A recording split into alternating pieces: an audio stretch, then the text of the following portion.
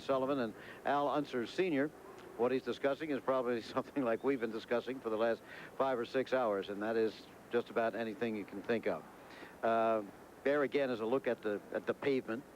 You don't see the puddles that you saw an hour ago or that you saw 4 hours ago, but whether they return or not, we simply don't know. Those are no doubt soggy camp chairs or loungers that they're sitting in. Look at them. And the people are just as dirty as the car.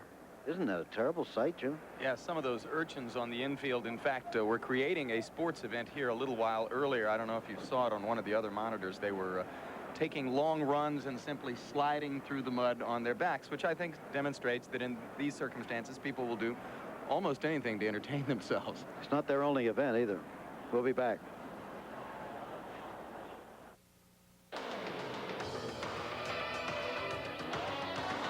The will to win, to be the best, to be clearly better than anyone else. It is what drives men to race and Miller to make beer. Beer with purity you can see, quality you can taste. A beer which contains no additives or preservatives. Being the best you can be. That's the American way. And Miller's made the American way.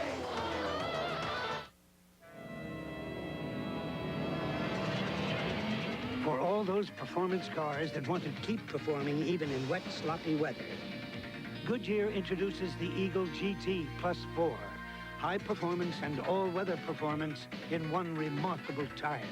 The Eagle GT Plus 4. The performance won't be canceled by the weather. You either have Goodyear Eagles or you need them.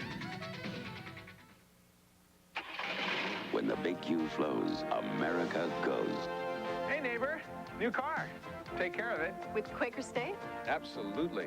In a performance car? Sure. Quaker State's a performance oil. Quality. Really? Use Quaker State 10W30 or 5W30. How come? Stable viscosity. In English? Keeps flowing and protecting. Oh, like my owner's manual says. Quaker State. The big Q stands for quality. Always has, always will. This is a match. This is Matchlight Charcoal. Something amazing is about to happen. The match will light the matchlight without adding lighter fluid. Matchlight. Matchlight lights faster and easier than regular charcoal. And you don't need lighter fluid. Matchlight. now, all you need is Matchlight and a match. You don't need a single drop of lighter fluid, ever.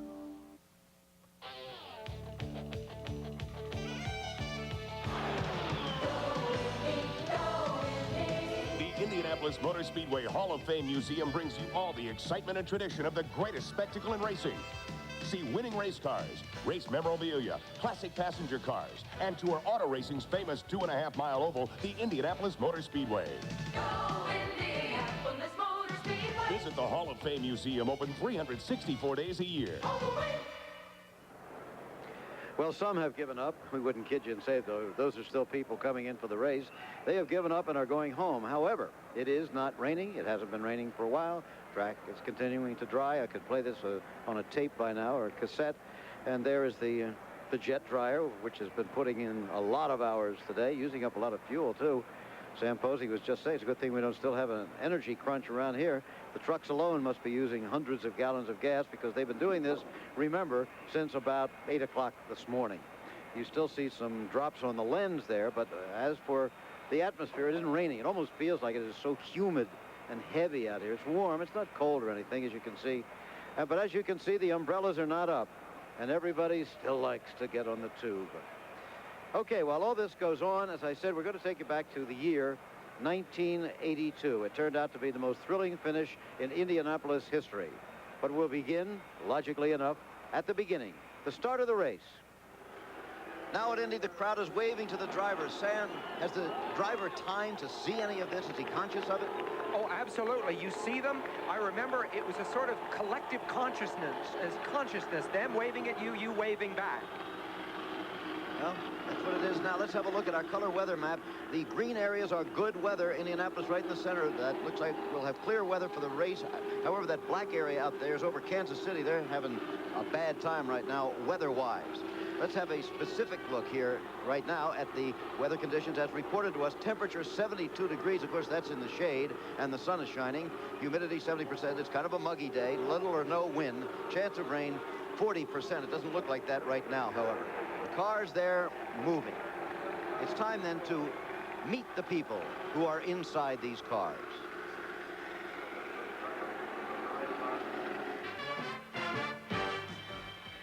Let's have a look at row number 1.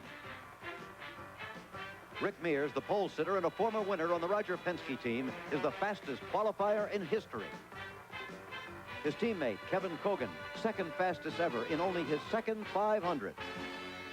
Driving in his 25th 500 is the only 4-time winner of the event, the 47-year-old driving legend from Texas, A.J. Foyt.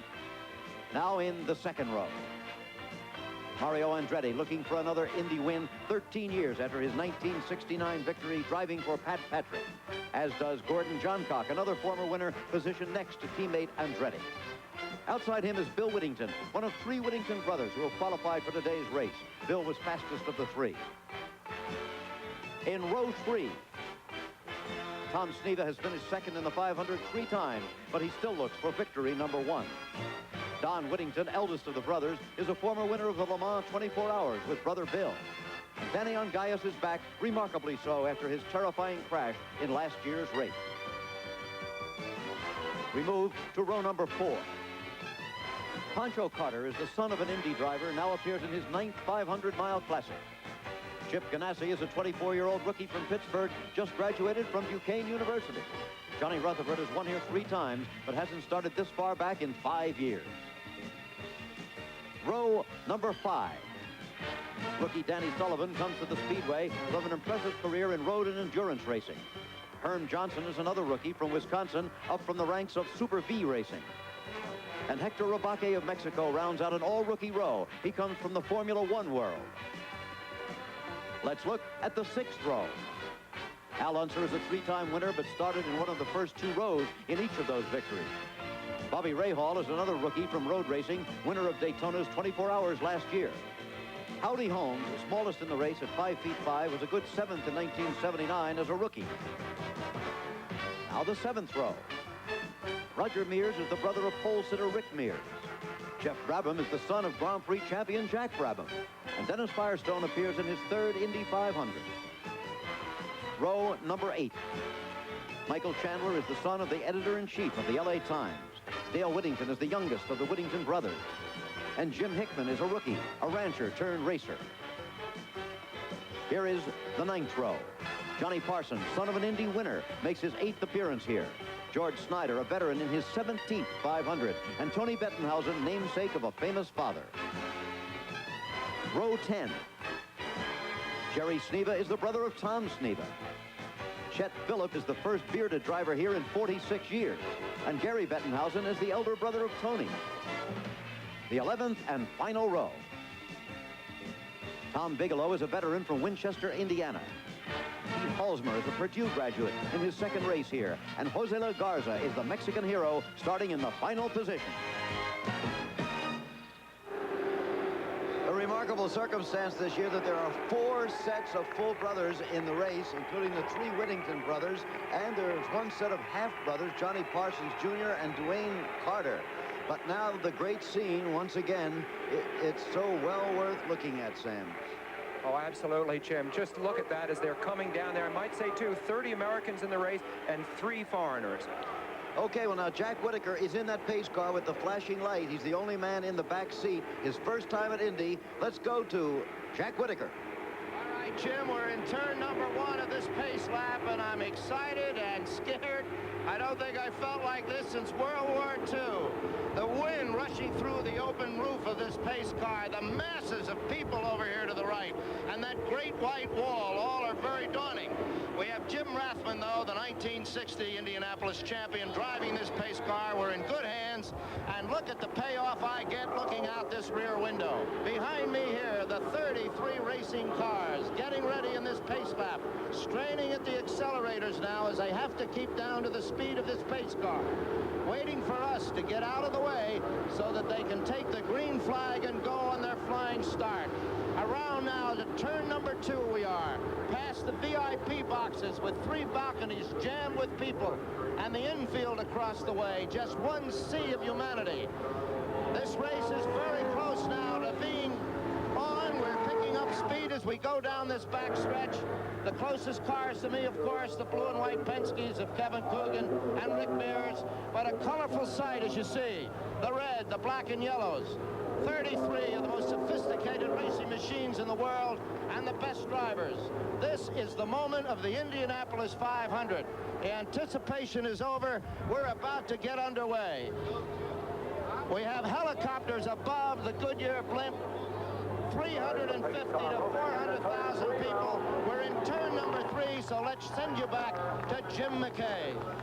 All right, Jack, has to be one of the thrills of a lifetime. Jack Whitaker on his first trip to Indy, riding in the pace car. There is the first row again. Remember, it's Mears on the inside, car number 1. Kogan number 4 in the middle, his teammate. On the outside, 4-time winner, A.J. Foyt. Second row, Andretti in the 40, John Cock in 20. Their teammates on the Pat Patrick team. Bill Whittington on the outside. A look at the crowd once again in a scene that just about literally, Sam, beggars description. Certainly does, Jim. It's very, very hot here. It's in the high 80s and getting hotter steadily. Remember that these drivers have not driven since Thursday here. Pace car is off the track, but they must await the green flag before the race is underway. Watch the starters platform on the left there. It's still not out.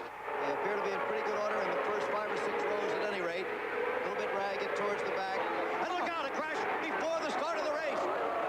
It was Kevin Coogan from the middle of the first row, suddenly taking a hard left turn. Tires flying. How in the world could this have happened? Absolutely no idea, Jim. That's one of the most extraordinary things I've ever seen. Remember, they were going about 130, 140 miles an hour when that started, but there is just no explanation, and now one of the favorites is totally out of the race. And Dale Whittington's car is up against the wall. That's one of the 3 Whittington brothers. Number 40 you saw there was Mario Andretti. There is the number 4 car of Kevin Coogan that appeared to start it all. Roger Mears is out of the race with a damaged right front. Jim, this is absolutely... Well, we've seen many, many, many unexpected things, but never a crash even before the green flag fell for the start of the race. We had a terrible crash just after the start back in 1973. That was when Salt Walther spun, started it, rode up the wire caging. 10 or 11 cars were involved. There you saw Coogan trying to explain things. To Andretti. Poor Andretti spent the entire month here. Mario has getting ready. There's Kevin Coogan. And now we have a red flag, Sam. That means the race is officially stopped. Remember, it didn't start, but it is officially stopped. It's not just a yellow situation.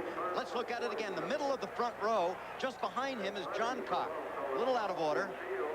Yes, but now Coogan just looks absolutely fine, and he just fears. It's as if he turned the wheel intentionally, Jim. Just unbelievable. And that was Andretti coming right into him, into the side of his car from the inside of the second row. Of course, that's Andretti now backwards. Yeah. Look at the height that wheel reached back in the back of the pack, where on the right of your screen, that's Roger Mears. Dale Whittington in the yellow car up against the wall. That tire bouncing along. That's Andretti's car stopped with its back to you on the right. Maybe you noticed the yellow flag came out instantly. Instantly, yeah. The officials can't be faulted in any way. They've handled this beautifully. There it is. Somebody has a theory unbelievable, and of course he hit A.J. Foyt really hard, Jim, and it may be Foyt's luck not to have had his car damaged in any way. I've never seen anything happen on a racetrack for which there was no explanation. Well, now you and Jackie have been saying if there ever have been odds-on favorites in this race, it's the 2 cars of the Penske team. One of those cars is gone, and the race hasn't even started yet. A red flag situation, as you see. There, a look at the pole, which are, all those positions are already confused. They'll have to reorder the cars. May have to have some sort of new rule for the start. This one isn't in the rule book, I don't think. No, it certainly isn't. All right, tell you what we're going to do is take a break here at Indianapolis, and then we'll return.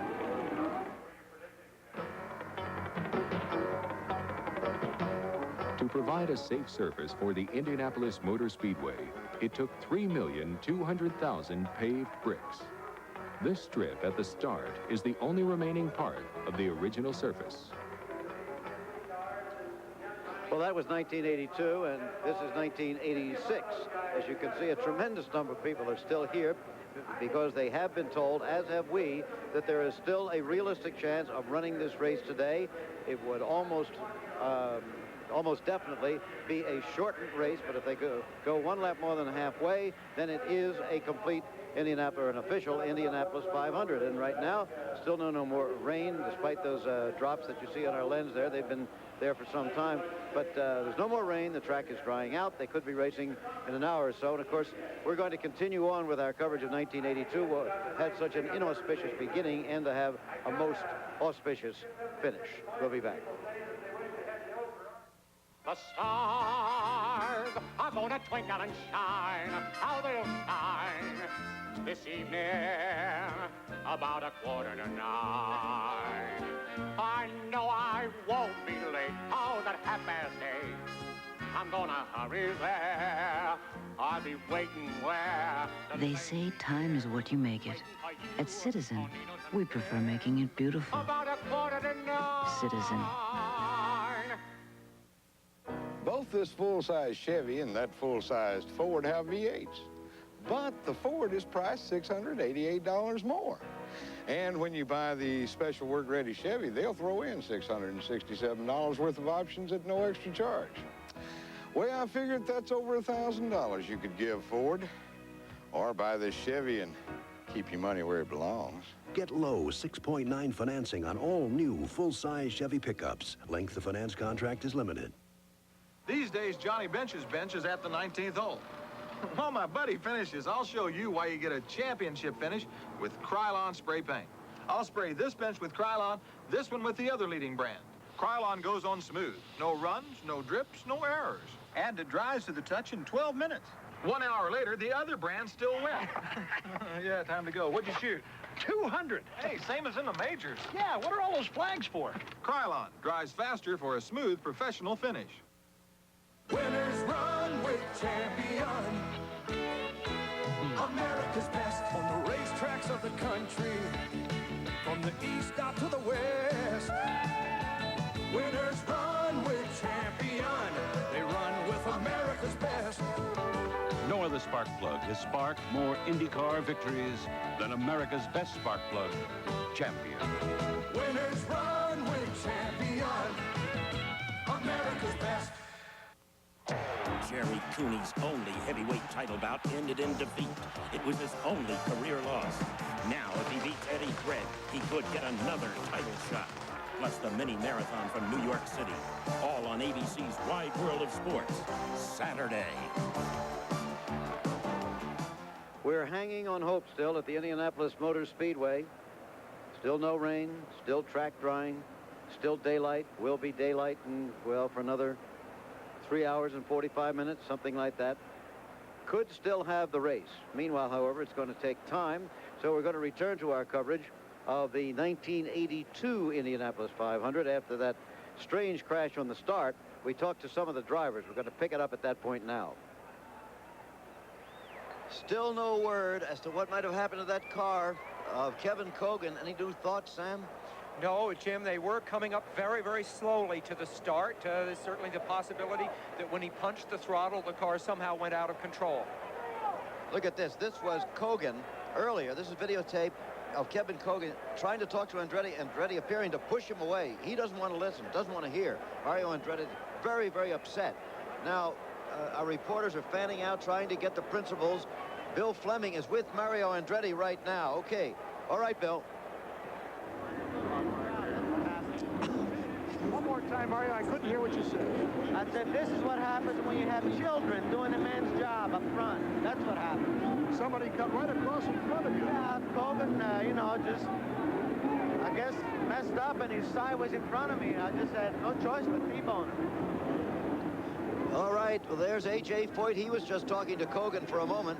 Had some choice words for him, no doubt.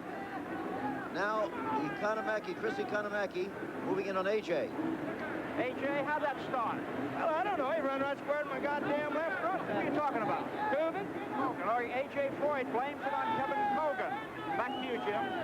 Well, A.J. blames it on Kevin. We haven't heard from him yet, the man who obviously was the principal figure. There's A.J.'s car. Chris Economaki now with Kevin Kogan. All right, Chris.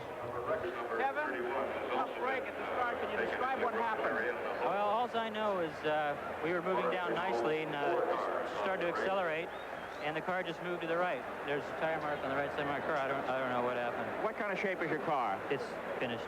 A.J. Foyt sort of puts the blame on you. Do you feel you might be responsible? I don't think so. I didn't do anything wrong.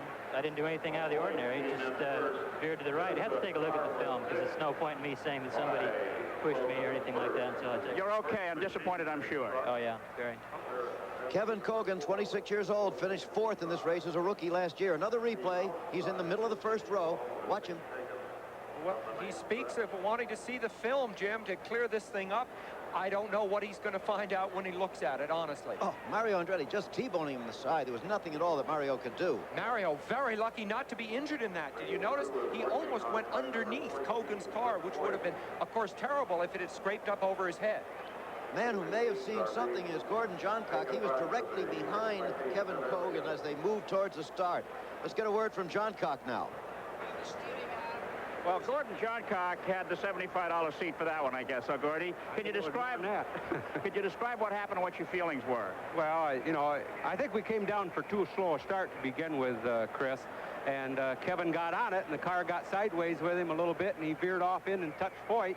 And then he came back across the track, and Mario nailed him broadside.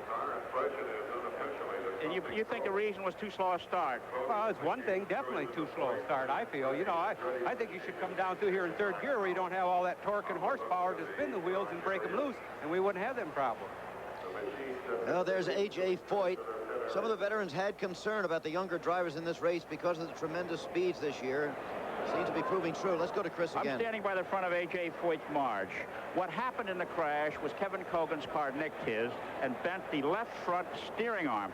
This rod here was bent, and that made the front wheels pigeon-toed. That appears to be the only damage, and crewmen over here are replacing that rod. Now, they can get it replaced all right, but whether the steering will be as precise as necessary, that remains to be seen. A crew will definitely have this car fixed, but only A.J. Foyt will know whether it's fixed right once the car gets on the track. A.J., will they be able to get the geometry right, do you think, on this repair job? I think we can hit it pretty close. We're just guessing. We don't have time to put the strings up on or anything, so we're just really guessing, Chris. What'll it mean if it's out, A.J.? They just won't hardly be able to drive it or be very competitive at all. If it's too bad, I'll have to park it. Well, you heard Mario Andretti say that they had children doing a man's job in the first row. Let's get more word from him now. Yeah, well, What was his explanation? the usual alibi. He said that Foyt hit him. Would you like to see some changes in the rules for the young drivers? Well, I don't know. I think there's nothing you can put in the rules. I think this is all up to the discretion of the car owners. I think, in my opinion, Roger Penske has a car that's too good for a person like him, obviously, because the kid can be more dangerous than anything else. Is this something you don't see or can't discern during practice, during qualifications? No, of course not. In fact, I had a run-in with him in practice where he just out of the blue, he jumped out in a groove in front of me. I almost crashed into the back of him, and I tried to go up and talk to him like a father, if you will, and he wouldn't even listen, you know. Does Roger Penske talk to you? No. What sort of personal disappointment is this to you, Mario? Oh, I'm throwing everything away that I worked for very hard up to this point. I mean, it's the biggest disappointment that I could ever describe. I don't think I can describe it. Is it a bigger disappointment than last year's ruling on the race? Well, of course, because I had never had a shot at even going through the first turn, and you know, diligently we worked on it. I think we were well prepared to give a battle here, and you'd like to have a chance at the battlefield, and obviously I'm denied that chance by a situation like this. What will you do now for the rest of the day? Cry. That was Clyde Lee with Mario Andretti, who was talking about Kevin Kogan. Of course, there's Roger Penske, the team manager of Kogan's team. Let's go down to Bill Fleming. He's near him. Roger, let me get you here for a quick comment. I just talked to Mario Andretti back in Gasoline Alley, and he much has said that as far as he was concerned, Kevin Kogan wasn't qualified to drive that car. Well, obviously, this is a tough situation for Mario being knocked out of the race. I feel bad for him and for everybody else involved. But I've seen a lot of things happen, you know, at racing, and I think that's a pretty strong statement at this point. Kevin's done a good job for us, and obviously he's a man driving on our team, and I'm going to back him. It's unfortunate what happened, and who knows? Can you make anything out of all of that as they move A.J. Foyt's car back out? I don't know, Jim. You know, Kogan getting that ride was a lot like the traditional scene where the Hollywood producer, the famous producer, picks the unknown, you know, for the coveted role. And I guess it hasn't come out very well. All right, they're still under the red flag, and there is an annoyed A.J. And we've still been showing you our coverage of the early stages of the 1982 Indianapolis 500 while the track continues to dry, and we hope from before the beginning of the 1986 Indianapolis 500. There is the place where Dwayne Sweeney will be waving the twin green flags that he favors. If and when we get it in today, we got word from secondhand from the pilots of the Goodyear blimp. They say that over at the airport, the weather looks better than it has looked all day today. If that is true, we can still have a race. And if these people don't give up, why should we? There is the Goodyear blimp, and when the Goodyear blimp is flying, that's a good sign. When the weather is really bad, they don't take any chances with their aircraft. If there are high winds or lightning or thunderstorms, they go down right away. Okay, so we're standing by at Indianapolis.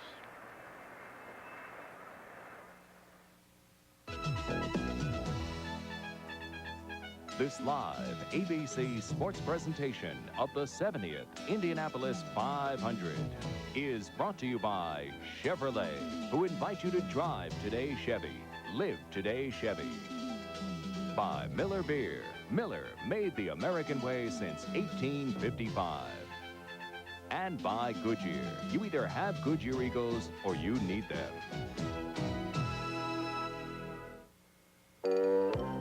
When Fred Stewart put new Goodyear Eagles on his Chevy, his tires weren't the only things that changed.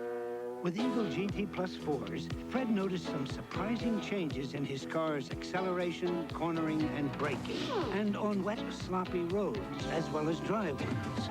All this took some getting used to, but Fred believes the changes are definitely for the better. Mobil One synthetic motor oil. It's what all these racing champions have in common. It gives any engine unbeatable protection. From an Indy car engine to a powerful 8-cylinder engine to a turbo 6 to a hard-working 4-cylinder engine. It protects against extreme engine stress better than any conventional oil. If Mobil One can protect these engines, think what it can do for yours. Mobil One, the choice of champions. He makes it look like child's play. But to him, driving the Domino's Pizza Hot One is no game. Watch for Domino's Pizza Team Shearson in the IndyCar World Series. Keep your eye on a winner.